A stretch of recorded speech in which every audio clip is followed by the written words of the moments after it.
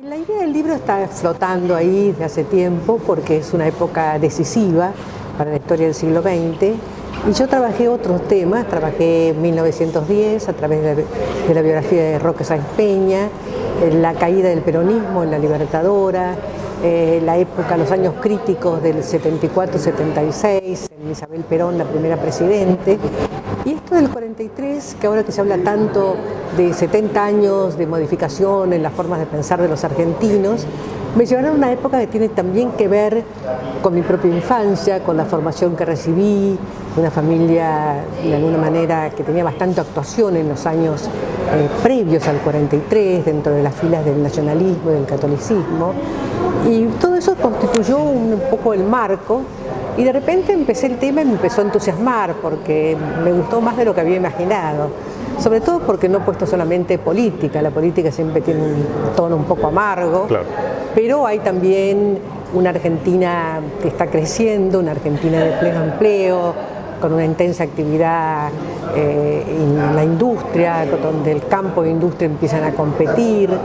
donde hay una creación literaria impresionante, años dorados del libro argentino, donde hay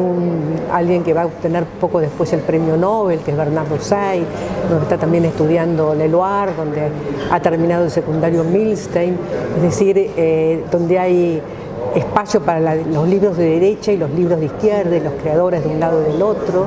donde hay un movimiento sindical también en crecimiento, con diferentes opciones, socialistas, comunistas, ya no tanto anarquistas, radicales, y todo eso forma y dentro de eso la clase militar, el grupo militar es considerado un grupo de élite. Es una época de en primer lugar, la guerra mundial hace que las Fuerzas Armadas de un país tengan un rol de defensa, y estas Fuerzas Armadas,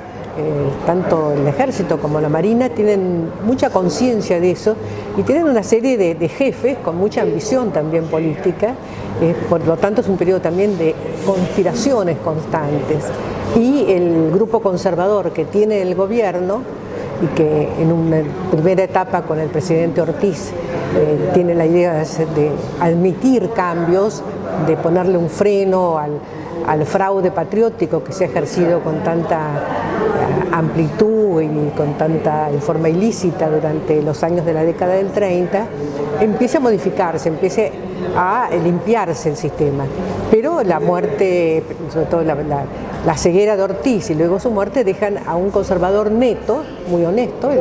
presidente Castillo, con compromisos políticos pequeños, ¿cierto? Él ha recibido su apoyo para ser candidato a vicepresidente del empresario azucarero Patrón Costas, y bueno, si Patrón Costas aspira a la presidencia, va a recibir su apoyo. Y esto es un poco el juego, es decir, la ceguera de la clase dirigente, que no advierte que hay que hacer cambios, que el país ha crecido mucho y es un país muy importante. En ese momento todavía la Argentina era el país más importante de América del Sur, pero su visión errónea de la posición en la guerra, la neutralidad sostenida con insistencia, con justificativos en un principio, pero que luego se va a convertir en el talón de Aquiles del gobierno conservador y luego del gobierno militar. ¿Cómo imagina que puede ser tomado este libro, este trabajo de investigación, en estos tiempos de cambio, en donde el peronismo vuelve a tener un protagonismo más importante? Ha sido tomado con muchísimo interés. Para mí es un gran asombro, ya va por la tercera edición, salió en octubre, me acaban de llegar los ejemplares de la tercera edición, no es que sean grandes ediciones en este momento, pero indica una lectura de distintos sectores, claro, y gente joven también, que lo que interesa y lo que mi tema no es convencer a nadie de lo que yo digo, sino presentar cómo era el país ante las opciones de ese momento. Opciones que había que tomarlas en ese instante, sin saber lo que el diario del lunes indicaba. Claro. Y cómo por determinados errores, esos grupos políticos que pretendían conservar el poder, quizás si hubieran ampliado el espacio y hecho elecciones, no hubieran perdido todo como lo perdieron. Pero luego también están esas nuevas ideas que aparecen, que vienen del nacionalismo de derecha, del nacionalismo más de izquierda y del catolicismo social, que vienen del fascismo, que vienen de la idea también de la necesidad de un liderazgo militar sobre todo, que va a ser eso finalmente lo que ocurra. Y bueno, la habilidad de Perón en ese primer año, de pasar de ser un coronel de Del Gou, uno más, con otros muy altamente competitivos, como el coronel González, a ser el vicepresidente de facto un año después del golpe militar. El libro termina ya en junio del 44, en un momento gravísimo desde el punto de vista internacional para la Argentina, es el desembarco en Normandía, y una no advertencia por parte de este gobierno de facto y de Perón particularmente de la gravedad de ese instante,